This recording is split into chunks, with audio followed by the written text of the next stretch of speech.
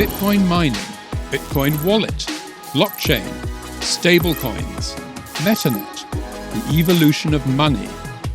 Everybody is talking about Bitcoin today, but what exactly is it? Learn the basics from experts. Learn what Bitcoin is, how it works, and why it matters. Bitcoin 101, your ultimate guide to the fundamentals of blockchain. Hello and welcome back to the show. Today we have Marcin Zarakowski joining us as Chief of Staff at the Bitcoin Association. Marcin, I hope you're doing great today. What's the weather look like over there? Well, you can feel the autumn, but it's pretty warm at 20 degrees Celsius, unexpectedly warm today. But mornings and evenings kind of chilly. Right. So, Marcin, I was hoping that we could just do a brief background and kind of get a brief history of how you came in to Bitcoin and how you got involved in Bitcoin. Sure. So my role at Bitcoin Association is actually General Counsel and Chief of Staff. So I'm let's say the main legal counsel at Bitcoin Association. However, I'm also involved in different operational issues, also a little bit of business development, if you may call it that way. I was also responsible for the exchange outreach until recently.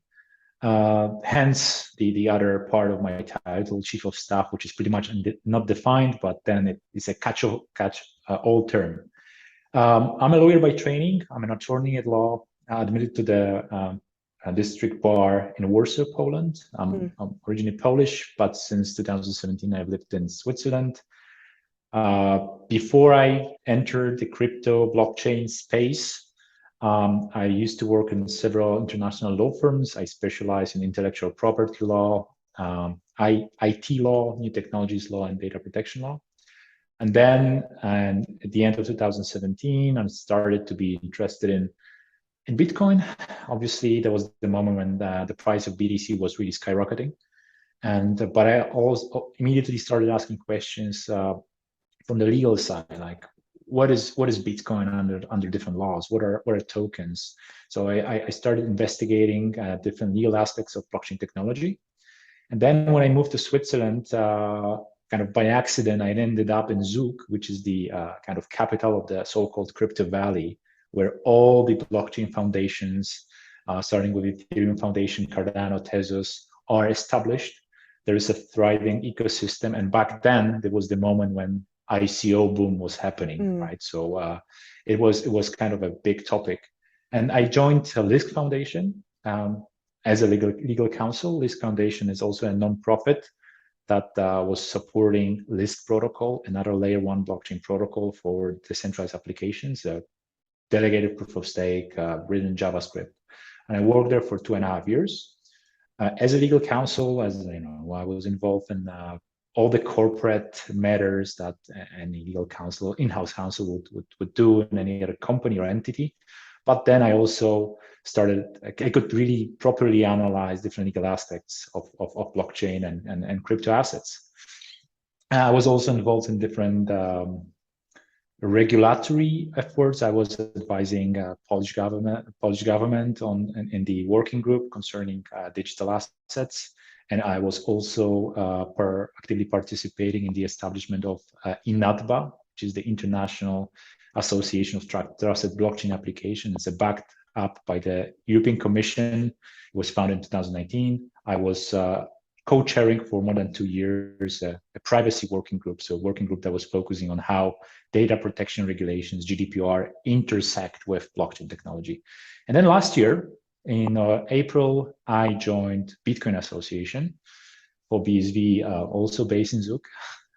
And very quickly, as I said, apart from legal matters, I become involved in operational issues. And I think together with Patrick Prince, that is also based here in Switzerland, there's only 2 of us actually permanently based here in Switzerland, that we are kind of trying to shift Bitcoin Association from the place where it used to be when we joined, slowly to the place where the board and we think also the community, the members of the association would like it to be.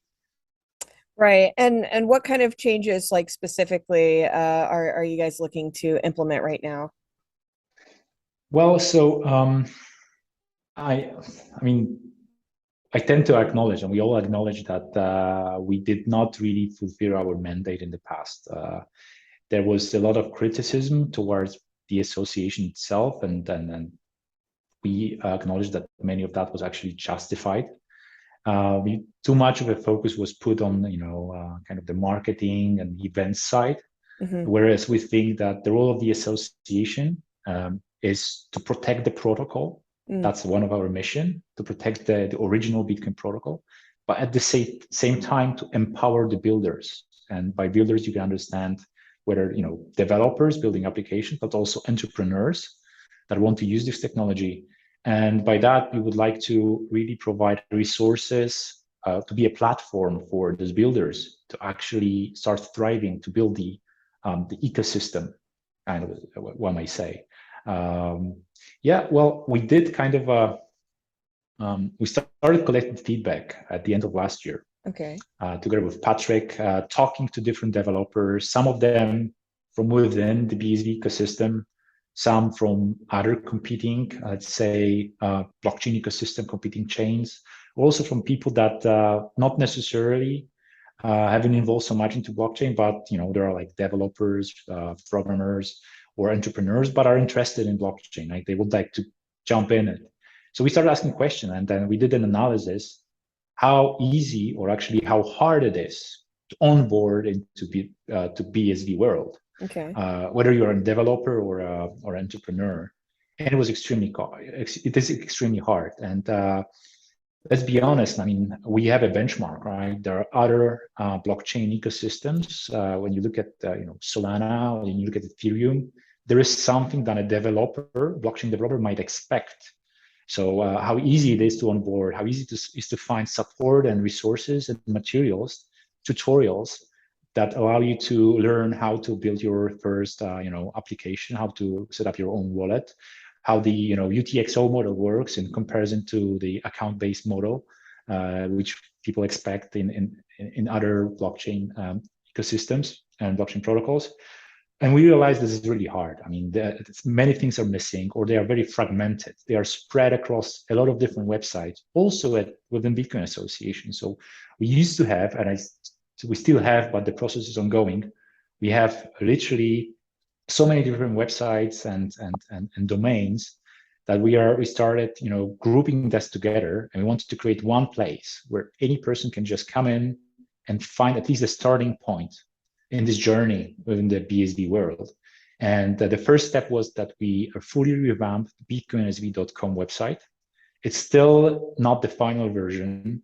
It gets new sections, new information being added to it, but we want it to be this center for anyone that wants to enter or wants to get more information about Bitcoin SV. Whether you're a developer, entrepreneur, or even like you're just doing research, you should be able to go onto this website and follow the information. We also realized that it's a kind of a paradox, right? Because I think that the Bitcoin SV community is as decentralized as possible. So some of the other our foes are telling that we are against decentralization, and I'm not gonna dive into this topic obviously because it's a larger discussion. But when you look at our community, right, there are so many different opinions. Even when you look at token standards, right, we have so many different token standards, and there's not one being, let's say, like approved by the foundation or association body. Like all of them can exist because we let the market to decide. So we thought, let's try to funnel all that into one place where people can communicate.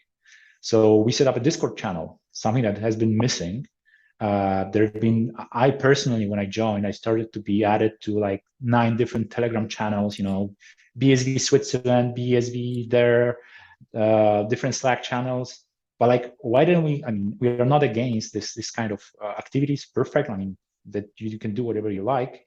But we thought, let's just create this one place where eventually you can come in and there are other people from the community. You can ask questions. Hey, I have a problem with this app, or I don't know how to develop this, or where I can meet someone that is maybe based in Austin, Texas, because I also live there and I'd like to run a meetup. So Right. we set up a Discord channel, and currently it has 3,000. After a couple of months, it has 3,000 active members, and we are still investing into this, to building this kind of place. Of course, there are Twitter accounts, but on the other hand, I don't know if Twitter is always best platform for, like, say, the more detailed discussions. Right. So there are a lot of different initiatives that we try to focus on, but with these two important elements: one, to protect the protocol, which is set in stone and which should be protected. It's the original Bitcoin protocol, as envisioned in the white paper, and the first writings of Satoshi, and the first node software implementations, and also to empower the builders, to build a platform for people to collaborate, to find business partners, to find investors, to open to new markets, to build their business models based on and using BSB. It's well, I'm happy that you guys are making changes. It sounds like you guys are moving in the right direction, or what you guys believe is the right direction, which I tend to agree with. It's also another thing I want to commend you guys, saying, hey, we may not have been doing things the greatest in the past, but we're looking to fix those. A good company will stand up and say that. So I do applaud you guys for that. And we accept feedback, and we're happy to actually, we are on this Discord channel. You can reach out to us. You can write, like, probably you can find me on LinkedIn, and you can find my email address is probably available on BA's website. We also started hosting town hall like meetings. Oh, okay. There's like monthly town hall meetings. There have been 3 already, where we, within an hour, we give each head of different departments within the association 5 minutes. And there's actually a clock displayed on the screen, which is ticking. So each head of a MENA hub, or Liz, who's like in charge of APAC hub, or Evan, who's heading the education team, has a 5 minutes to tell what has been done in the last month, what are the initiatives that they're working on, and what are the plans for the future. There is an email address or other contact details, so anyone can just reach out to these people. We also want to be open so people can see what we do. There's a lot there, and I'm excited. Everybody should check out the Discord, and especially if you're interested in learning more information, we'll put links to everything down below. But Marcin, kind of going back, I know when we started the conversation, you were talking about how you helped provide some legal counsel for the BA, and so I'm curious, how much engagement have you had with policymakers around the world so far, and what changes have you not only helped to bring about, but are looking to bring about in the future? So there have been some engagements where we are participating as Bitcoin Association. I personally, and like in an advisor capacity, we've been advised to comment on some legislative initiatives applicable to blockchain technology or digital assets. To a certain extent, what we believe in, what we represent, is not necessarily conforming with what majority of the, say, crypto world thinks. So I think it was valuable feedback that we provided to those bodies that sought our advice. There is a whole public policy initiative that is led by Brian Doherty, based in New Hampshire in the US. He, together with a brilliant team of Cousin O'Connor, a very well-established law firm, with also a public policy strategic arm. They've been engaged in the Capitol Hill in discussions also with also the state level. And I must tell you that these conversations are, when I hear what they've been able to achieve, it's amazing. Obviously, maybe not so tangible to people that can expect. Okay, like when BSV becomes acceptable standard in the US, right? It's not this type of discussions. However, we are here alone very often, and on this front. And what they've been able to achieve, what we've been able to achieve as let's say the broader team, we're able to spread our narrative and open eyes of the policymakers. For example, when it comes to the carbon footprint discussion and energy consumption of proof of work, based public permissionless blockchains. Obviously, the thing that most of the policymakers have in their mind is usually, okay, BTC is using so much energy for mining,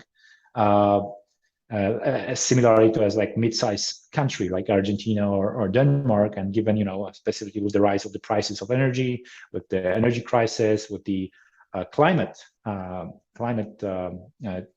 changes in the climate, it's a very say interesting topic for them to address. And what we are trying to tell them, providing all the possible available information, telling them that, look, this shouldn't be your benchmark because there are other proof of work blockchain based protocols, and that provide way more utility. So what you should focus on is either focus on the utility, which BTC does not provide at all, because, you know, if a blockchain can process 9 transactions per second, it's not utility for such a great cost, environmental cost as well. Right. Whereas when you look at BSV, which is an unbounded scalability with the potential of processing hundreds of thousands of transactions per second and even more, this is the utility you should look at. And the carbon footprint should not be calculated per blockchain, but per transaction. And when we showed them the formula, that actually was, you know, that MNP, and another auditing company from Canada, well-established one, just, you know, they analyzed 3 different proof of work blockchains, SHA-256 blockchains, BCH, BTC, BSV, and they compared what is the utility, what is the carbon footprint. BSV, like, it's outstanding, right? So this is something that we are trying to open their eyes, and it's been very successful at this front. It's a great foundation for further discussions. What we are also telling is about the compliance of blockchains. There is this, I think it's a myth. I can call it a myth that, and this kind of dogma that code is law, and especially given the ransomware attacks, SolarWind attacks in the US last year, where crypto assets, namely BTCs, are being used for paying ransom. There is a big interest on the side of the policymakers and also security advisors how to address this issue that blockchains are actually not used in such a way, or that the perpetrators are afraid of using blockchains in such a way. So what we are saying, and probably we'll can gently move to another topic, what we believe in, that, you know, blockchain and especially Bitcoin is within the boundaries of law. There's nothing special making it in Bitcoin itself that makes it outside of the applicable laws and regulations, especially property laws. So if something is stolen, if the digital asset based on BSV or also any other blockchains is stolen, is misappropriated, or even access to it is lost, and one can actually document that has legal rights to this asset, there should be a way, because there is a legal way to do it. If we say that the property law still apply to blockchain, there should be a technical way to either freeze those assets so they are not being used in crime, and then in the second step also to reassign these assets to a rightful owner. And this is also very interesting to the policymakers that Brian and his team are talking to, and both sides of the aisle in the US and also at the state level. So as I said, it's a lot of things are happening. Many of them are not yet public, but we try to break this wall of like stereotypes concerning blockchain. And the last final thing I want to comment is, in the eyes of many of the policymakers, blockchain equals crypto, right? So what they focus on is usually, okay, again, another person wants to talk to us about how they can, you know, speculate, trade, invest. We are, like, based on the story that is embedded into BSV, the story of, you know, utility, scalability, transaction processing. We are providing an answer to that, telling how many different use cases can utilize this technology in an efficient way. You can actually have all branches of industries using this technology in an efficient way, providing more utility to the society. So here, this is the third part where we are trying to break this wall that blockchain not necessarily equals crypto, and especially policymakers. They've been addressed for the last couple of years, mostly by lobbying groups formed by, you know, crypto exchanges and this type of industry that was focusing purely on the speculation trading aspects. Yeah, there's a lot to unpack there, but it sounds like you guys are really making a difference, at least with the policymakers, and perhaps we just haven't heard quite enough about it yet. But it is interesting to hear that policymakers are starting to understand the difference between the fact that there's blockchain technology that can be utilized and be working within the law, and then there's this other aspect to like cryptocurrencies that are interested in number go up, price go up, value, yada yada yada, right? So hold on. Let me gather my thoughts here. What type of regulatory obstacles do you believe are like in the way right now, and what would you like to see overcome in any of those obstacles right now? I would say that if we believe from the assumption, if we come from the assumption that what blockchain technology really is just it's a ledger and it's a mean of storing data. Very often the regulation and the laws that are applicable are based on the use case. So if you use blockchain as a ledger for, I don't know, storing, I'm not saying it's the best idea, but like for storing healthcare data. I love it. Most likely, there might be some use cases where it actually makes sense and you can monetize this data and provide you can allow the data subject, the patient, the full control of the data. So the patient may decide to have its own health records as attached to their to his or hers self-sovereign identity based on the blockchain, and then the patient actually the health records are following the patient wherever he goes, and he decides what he wants to reveal to a specific healthcare institution or physician. Right. So in that case, the laws and regulations applicable to healthcare data, to healthcare sector would apply.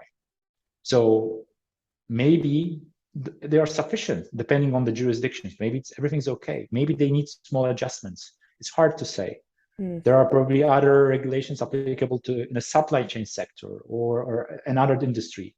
So what I think is this is all based on the use case and on the jurisdictions.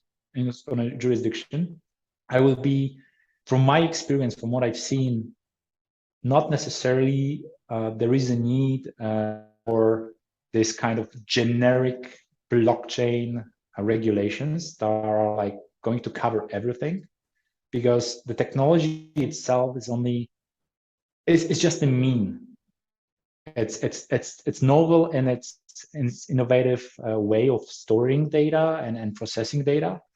But apart from that, all the other rules that we know from this classical world, legacy world, should still apply as property laws. Nevertheless, there is one thing, just that we need to discuss this, right? And I've seen it myself, you've seen it yourself, but there are thousands, hundreds of thousands, maybe millions of entrepreneurs that are asking themselves these questions. If I base my application, if I base my business model on the blockchain, using blockchain, or I want to somehow store data on the blockchain or in any other way utilize this technology, I would like to know if it's legal or not. So what we are missing is the clarity. Even if this clarity is achieved by the government saying openly, we don't need more regulation. I mean, everything is in place. Look at this there, or courts are just deciding, saying in a few cases saying like, well, these laws apply to data, personal data being stored on the blockchain in that way. This is a problem that I've witnessed when I was co-chairing the privacy working group of NATBA. GDPR entered into force in 2018. And when GDPR was designed, the works over GDPR started in 2014, before blockchain was a mainstream, thing. And what GDPR does, it focuses always on the structures when there is one central controller body, like this entity that is controlling your data and is deciding how this data is being processed. How are you going to apply this to a distributed network where you have, who would be a data controller in the Bitcoin network? Would that be nodes? Would that be actually maybe a data subject himself if he stores personal data on the blockchain? Then why miners should be anyhow responsible for that? So many different questions and issues. And until now, this hasn't been decided at the EU level, and we are talking about the biggest market worldwide when it comes to the value, the GDP. It hasn't been decided 100% what actually you can do or not. There are some, obviously, commentators, there are some opinions, but it's not like binding. And it's stopping and it's actually stalling the innovation because many of the actual big players, the enterprises, the corporates, they are very often afraid of entering the at least public permissionless blockchains. Hence the adoption of Hyperledger Fabric, because in the Hyperledger Fabric, the question is whether it's a blockchain, but it's a private kind of a network. They can manipulate, they can shut it down if they like, they can amend the data, but they've been very reluctant, this type of big players, in adopting public permissionless blockchains, mainly also because of this unclarity, lack of clarity concerning data protection regulations. Because when you look at this, most of the use cases actually involve, in different extent, involve personal data, whatever it is, even in supply chain. If you're storing, data which is like tracking the life of a good since it's being manufactured to the shelf in the store, right. It somehow may involve personal data of data subjects that are buying it, and it's stored on this blockchain, on the blockchain forever, and it's still personal data. And there is this lack of clarity. There are ways to bypass it, but then maybe you are losing this 100% of potential that blockchain is providing. It's really interesting. Lack of clarity, I would say this is the biggest obstacle, lack of clarity. It's really interesting that you say that it's actually hindering growth and innovation, because historically what we've seen companies do is will innovate and then the regulation comes afterwards. But with this, it's what you're saying is it's so unique to the sense that when you start adding in the personal data aspect of it, that the whole game changes, and people are actually waiting on that regulatory clarity, because why would you want to go and build something if in 5 years from now you've got a company and it's dealing with this information, and then all of a sudden regulation comes in and says, hey, no, that's completely illegal and you got to shut down. So that's really interesting to me that it's actually hindering innovation. But in the same sense, I wonder if there's any parallels, because in the traditional markets, we see that a lot of the rules and regulations that we have currently apply to cryptocurrencies in the same regards of like price go up and value and securities and whatnot. There's already regulatory framework in the traditional markets that kind of cover most of what's going on in the crypto world. It's just specific to that of the data that adds in this whole new thing. But I'm curious if companies like Facebook and all of these big main companies that collect your data, harness your data, and use that, sell it to other people to use for marketing purposes or whatnot, if there'd be any parallels there for any type of regulations that have to be in place for those companies that could technically apply to Bitcoin and blockchain, even if there's not a central party that could be set the blame on here in blockchain, if that makes sense. I think that actually platforms like those that you mentioned, like Facebook, they are not so incentivized to adopt blockchain, because what blockchain does, it will overturn their business models. Right. No, I'm not saying like adopting blockchain. I'm saying like the rules that may or may not apply, like the framework of rules and regulation that apply to companies storing, accessing, and reselling your data, if any of those same rules could be applied to blockchain. So, okay, they should be applicable, but the problem is that the way they are designed, and probably they will be applied by, if suddenly we have a court case concerning, let's say, social media application based on the blockchain, that instead of storing them on a cloud servers, you're storing them on the blockchain. Well, and you as a data subject, you would like that application to delete your data, because under GDPR in Europe, you have the right to have your data being erased and removed from the databases. What would that social app, blockchain-based social media app do? it would struggle. Maybe it would come up with some interim solutions on like not fully compliant with what GDPR requires, and then the whole issue could end up in the court. I assume the court would apply still the existing regulations and saying, well, it's your problem. I mean, maybe you shouldn't then process personal data of your clients in such a way, right? Mm. So this is, in that way, I feel that this may be stifling the innovation, but I don't want to sound so categorical here. Fortune favors the brave, and obviously the smaller players will always try to, in the end, innovate. They will try to how to bypass the regulation, or they will take the risk. They will say, okay, I can accept this risk. Maybe no one will bother if we do it in that way, which is not necessarily, black and white, it's a little bit shady, kind of like gray colors. So we're not 100% sure if this is legal or not, but we'll take the risk. But what I was referring to is more these large corporations. They will not always take this risk. Right. They will be afraid of taking the risk. They would, usually when, and this is something that we've heard very often, when we are talking to large corporations, and let's call it, we are pitching BSV. So we try to show them the capabilities of this technology. We are already at this stage where they are knowledgeable enough to understand what blockchain technology is and how you can use it, what benefits it brings. But then in the end, they tell us, look, until these issues are solved, our compliance department that will have to approve any use case will just say, hey, well, there's a risk with GDPR compliance, there's this with that and this, and there is no clear answer we could provide them. So in the end, especially in large corporations, they might be reluctant in adopting blockchain based, or they would just play with it internally. They would maybe have a subsidiary, or they will finance a startup that will do it to just outsource the risk, and they will wait.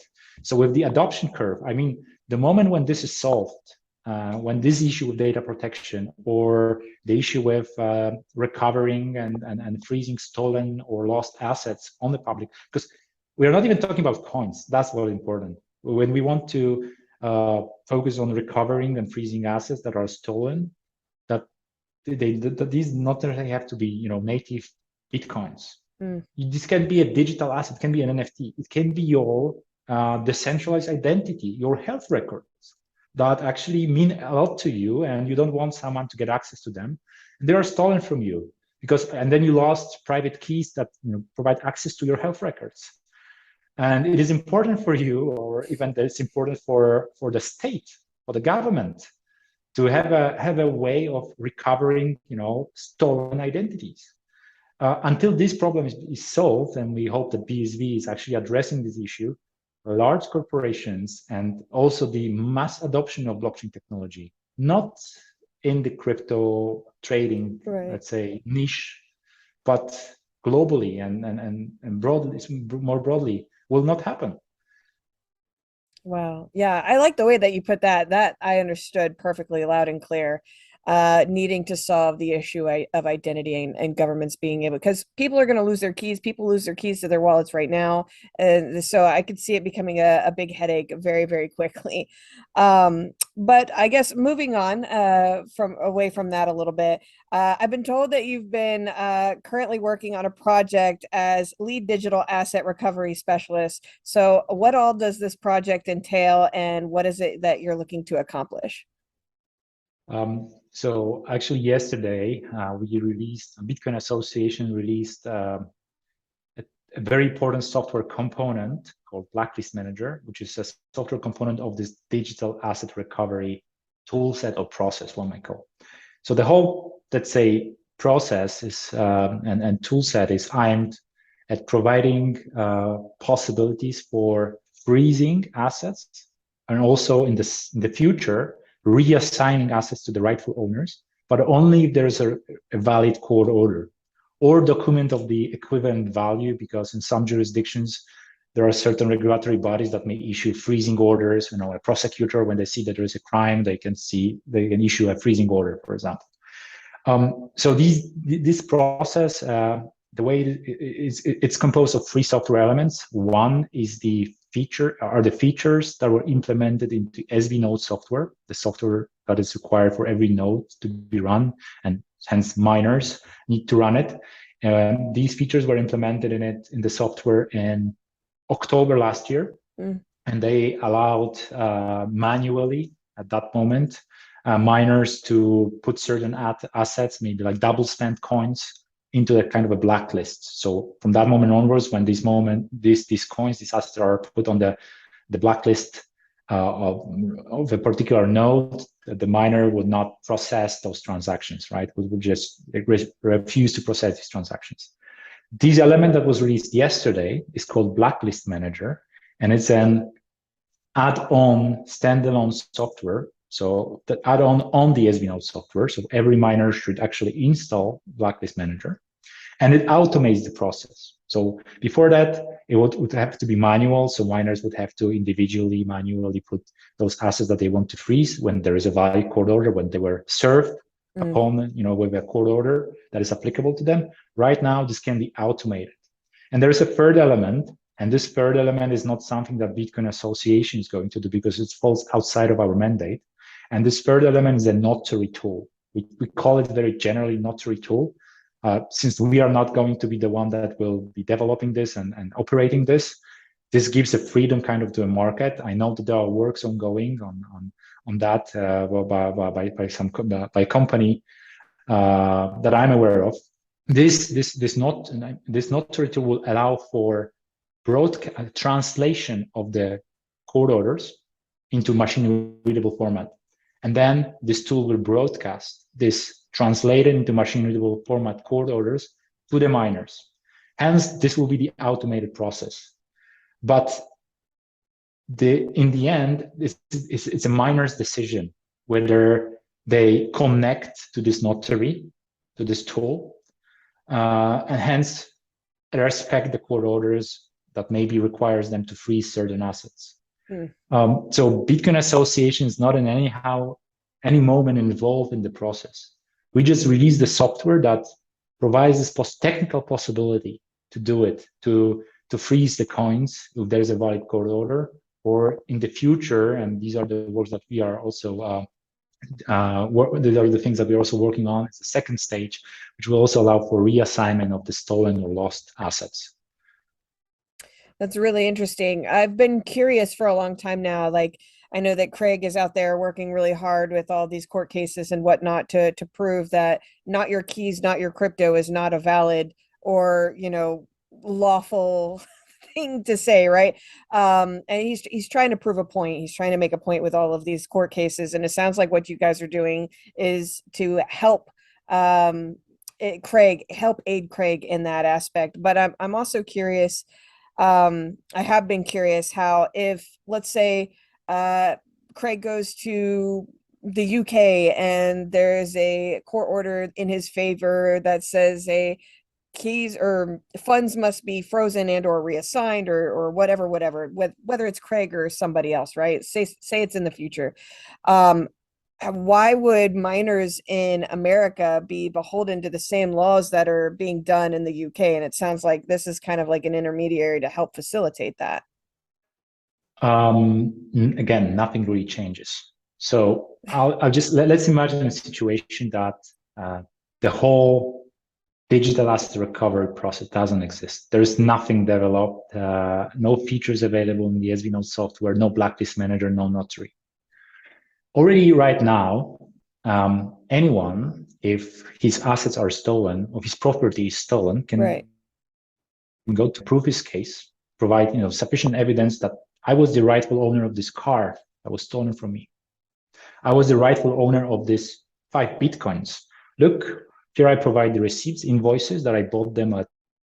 There was a burglar that entered my home and stole my private keys. I put them on a piece of paper. I put it on my desk. Someone stole them, and then I see that these assets are moving. What I would do, being a victim of a crime like that, I would go to a court and I would just say, hey, well, my car was stolen, but in addition to that, someone stole my private keys to my Bitcoins, and I'm the rightful holder because here are the receipts, here are the invoices. I can provide sufficient evidence that I bought them and they belong to me. Right. Court would issue an order. The court would issue an order that, well, I confirm these were your assets. You've proven that, and they were stolen from you. Right. And then you can try to enforce this court order. Maybe you know the party that stole it from you. So the court order will say, I ordered that particular person or to give these 5 Bitcoins as well as the car back to you as a rightful holder. But how am I going to enforce this court order? Okay, with the car, I can go to a bailiff or I can go to police. Someone will help me. There are, procedures that allow you in every jurisdiction that allow you, and every legal system that allow you to do that, how to enforce court orders. But with stolen digital assets, stolen Bitcoins, what I would do, is there one party I could go to? I would probably, if this is a sufficient amount of money that was stolen from me in those digital assets, I would probably try to enforce it upon miners, because who else is there that can actually freeze the assets or can actually try to reassign the assets? So I would go to, Tal. I would go to Gorilla Pool. I would go to any other miner that is mining on BSV, or with if these other assets were stolen, I would go to other miners. I will serve them with I will serve upon them the court order, and I would request that they abide by it. This is what would happen in a real life and without any digital asset recovery system. What we do, we try to facilitate the process. Nevertheless, back to your question about the court order of this kind being issued in the UK and why a miner based in the US should abide by it. Again, there's nothing new with this. Let's go back to legacy, like real world, let's say. A court order from the UK is not automatically enforceable in other jurisdictions. In the US, it's not. Nevertheless, there is a whole legal procedure of domestication of the court order. I can go to a court in the US, provide my UK-based court order, and I say, I would like to have this court order recognized in the US, hence valid also under the US jurisdiction. There's a whole procedure in every procedural law of every country that regulates how foreign judgments can be domesticated and recognized. So in most cases, it's easier to get a domestication of a foreign judgment that start a new case again in the US, especially it might be very costly. So the court will probably look at the court order. There are certain requirements that they will see if it was, if it's like enforceable, if it was issued in respect of the rule of law, procedure and stuff like this, if it was served, if the other party was informed, and all the procedural issues. And then eventually, if I was right and I'm eligible and my court order is eligible to be recognized and domesticated, I would receive a US court order, basically stating the same as the UK one.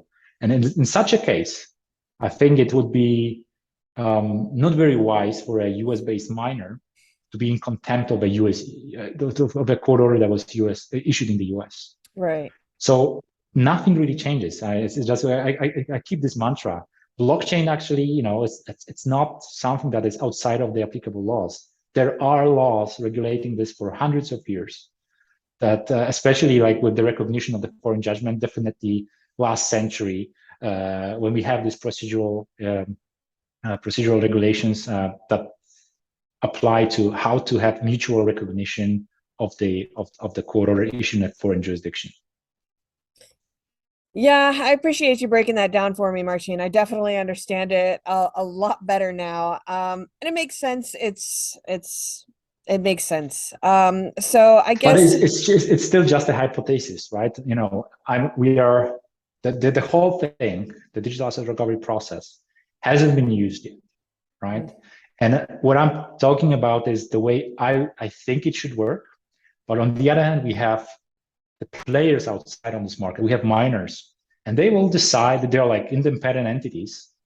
Even on BSV, some people are accused us that it's just Tal controlled network. But if you look at the on-chain data, which is publicly available, I don't know, Tal has like 30% of the hashing power currently. There are other miners that are mining on BSV at this stage. And plus, it is an open network. Anybody can join and also start mining on this. So it's up to the plaintiff that has this court order, and then up to the miners if they want to accept the court order or not. And if they don't, this is what I'm saying, if they don't, they're risking being contempt of the court order. And there are also procedures in the legacy laws, regulations that exist right now that regulate what happens to you if you are in contempt, if disobey a valid court order. You can enforce it in different ways, right?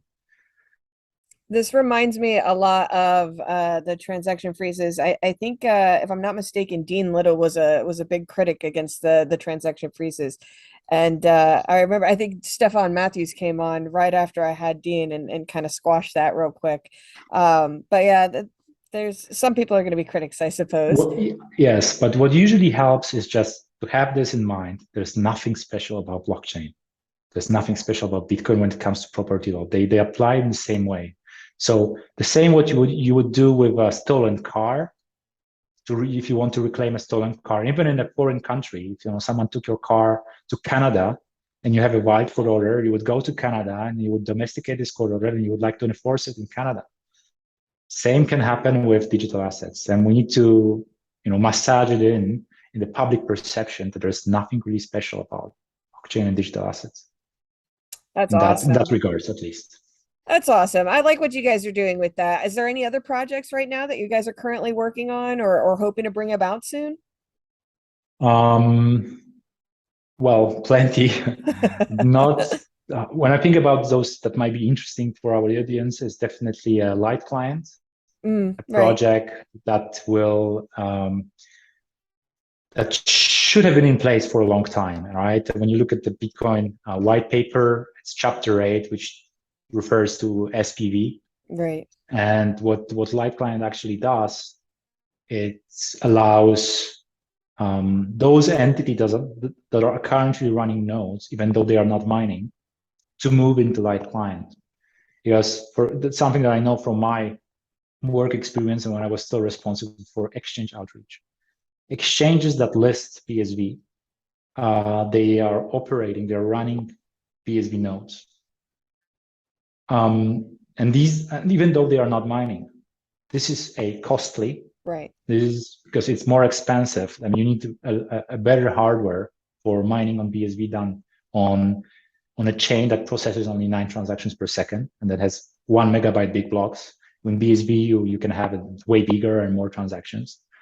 So it's costly. That's one thing. Second, it's more problematic because very often the engineering, the tech teams of the exchanges, they come up with the same assumption. Okay, well, it's basically same as with BTC. Right? We just launch it and it will work.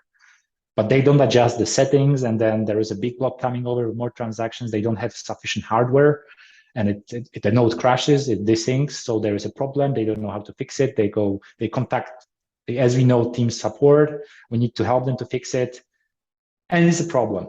Yeah. Right. Whereas with a light client, and all the reasons why they do this is because the SVNode implementation has this Bitcoin D wallet integrated in the SVNode. So the only reason why they run the full node is to have this Bitcoin D wallet, even though they are not mining. So they are accepting all the transactions from the network, all the blocks. And you only need the block headers. Exactly. And I only need the block headers. So with the light client, the cost of operation is I mean, the difference is so big, it's like hard to compare. Like you need to probably download 250 megabytes of the whole block header since then the beginning Genesis block, which is nothing. And then the ease, how easy it is to operate it. It will not crash when there is a big block coming over, because still what you need is just a block header. So this is what we are working on. There is a team led by obviously our head of engineering, Jad Wahab, and I think a person that is directly responsible for that is Darren Kalinschwiller-Degen, CTO of Velas, but he's also working for BA in this capacity. There are some other people that are working on this, and the team of Electrum SV is helping, because the idea is to have Electrum SV as a reference implementation integrated into a light client toolset. So, well, if exchanges want, they can have a more sophisticated wallet, but we are providing them already with this reference implementation, something to use immediately. And we think this is going to be a tremendous achievement once this is finalized.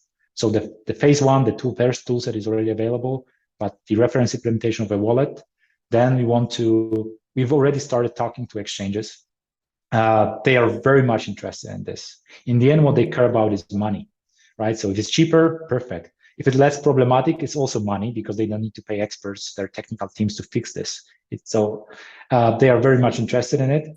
But as in the outcome, on the other hand, it allows BSV to scale, because if we have all the exchanges and all the wallets, many of them already try to operate in light client way, then the BSV becomes a network where you don't need to send every transactions to the mempool, get it processed, and then to the recipient. You just do something that, Greg has been talking for so long. It's like Alice to Bob, right? Directly, peer to peer. This is the idea, and it's been there since 2008 in the white paper.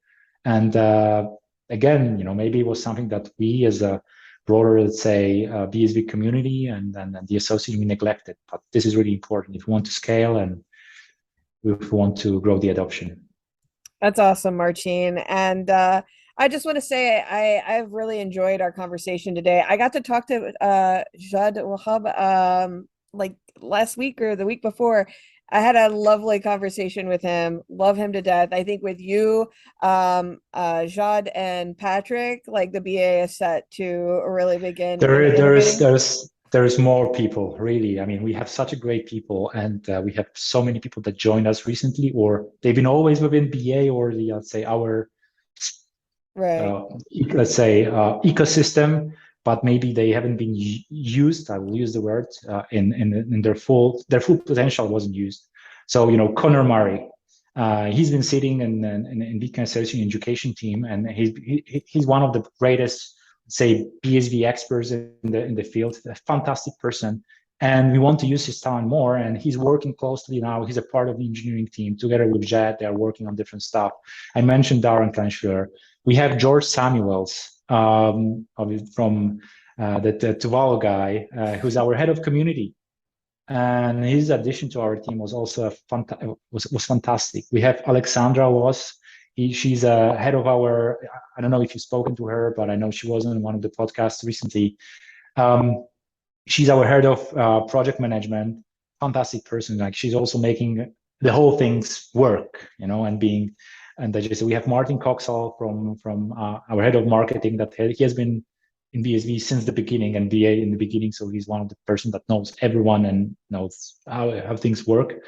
It's just that we try to, like me and Patrick, we try to provide the glue to it, right? We try to unleash the potential of all these people, because just this last statement, I mean, we are not Goldman Sachs. Right. We are not going to pay them a salary they could get in other companies on the market. These people are here because they're passionate about Bitcoin. And we just want to provide also them platform, right? So BA is a platform for the ecosystem, but we try to also provide these people a platform to unleash their potential, that they are so passionate and because they help to build this platform for the ecosystem. I want to throw another name out there, Jack Davies. He's really cool. I got to talk with Jack Davies. So I know there's a lot of other cool people in the BA, but I appreciate what you guys are doing. And Marcin, I really appreciate you coming on the show today. I was hoping, was there anything that you want people to really take away from the show today, or do you have any final closing thoughts or statements? I repeat, the Discord is live. Please join our Discord channel. If you have joined already, just spread the news about it within your networks. And don't be afraid to provide us with a negative feedback, and maybe not even afraid, but just please provide this feedback. It will not be ignored. We really want to listen to what you guys think. We cannot promise that we'll implement whatever you want. Fair. But this is valid. It will really be taken into account. Awesome, Marcin. Well, again, I really appreciate you coming on the show today and chatting with me for a little bit. But with that being said, guys, make sure to hit up the like and subscribe button, and we'll see you next time. Bye-bye. Thank you. Bitcoin mining, Bitcoin wallet, blockchain, stablecoins, Metanet, the evolution of money. Everybody is talking about Bitcoin today. But what exactly is it? Learn the basics from experts. Learn what Bitcoin is, how it works, and why it matters. Bitcoin 101. your ultimate guide to the fundamentals of blockchain. Thank you for watching. Please make sure to like the video, subscribe to our channel, and leave a comment below. Share this video with a friend, and also follow us on Twitter at BrittanyBits.